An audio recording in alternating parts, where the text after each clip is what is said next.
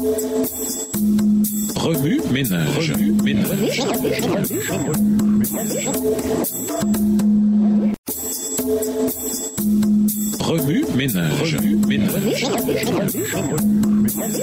Bienvenue dans votre émission. Remue ménage. Nous voilà à la leçon de dimanche, la connexion corps-esprit, intériorisée. En un sens, Élie s'était opposé au monde entier. Le roi Akab avait envoyé des gens dans toutes les nations à sa recherche. 1 Roi 18, le verset 10. 3 années de sécheresse, de famine et de mort mirent finalement la nation à genoux au sommet du mont Carmel. Dans un combat épique pour savoir quel Dieu était le vrai Dieu, les prières d'Élie furent exaucées devant la nation tout entière. Si quelqu'un avait des raisons d'avoir confiance en la protection divine, c'était bien Élie. Dieu l'avait miraculeusement nourri et abrité pendant les 3 dernières années. 1 Roi 17, les versets 4 à 6 et le verset 16. Le ministère d'Élie fut couronné de succès et d'honneur lorsque ce dernier se dressa sans crainte devant Akab et son armée. Il pourrait sembler qu'Élie était plus en sécurité à ce moment-là qu'il ne l'avait été depuis longtemps. Mais les apparences sont parfois trompeuses. Souvent, nos moments de plus grande victoire deviennent nos moments de plus grande vulnérabilité. Le succès, comme l'échec, peut conduire à la dépression. À l'instar d'Élie au mont Carmel, beaucoup d'entre nous s'effondrent après une expérience au sommet d'une montagne. Certaines de nos pires dépressions spirituelles surviennent juste après un sommet spirituel. Surpris par un message menaçant au beau milieu de la nuit, Élie fut pris de panique. 1 Roi 19, verset 3. Craignant le pire, il se leva d'un bond et s'enfuit pour sauver sa vie. Sa frayeur se transforma rapidement en désespoir total. Son accablement fut si profond qu'il demanda la mort. Verset 4.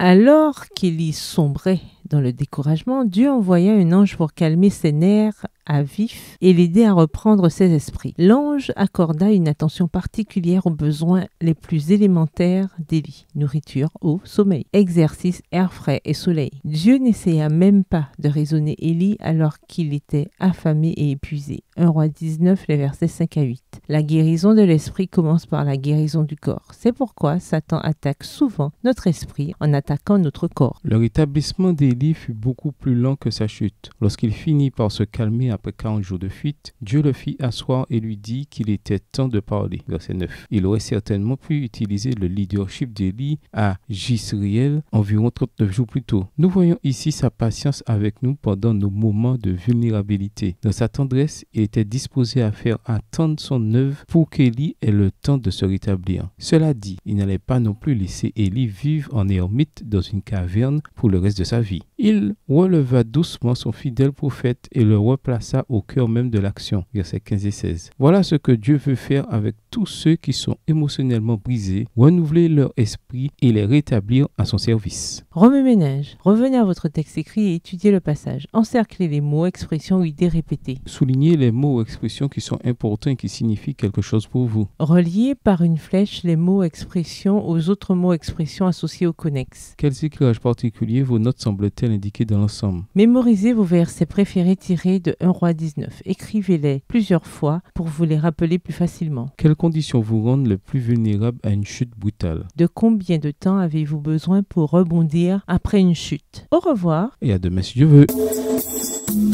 Remue ménage. Remue ménage.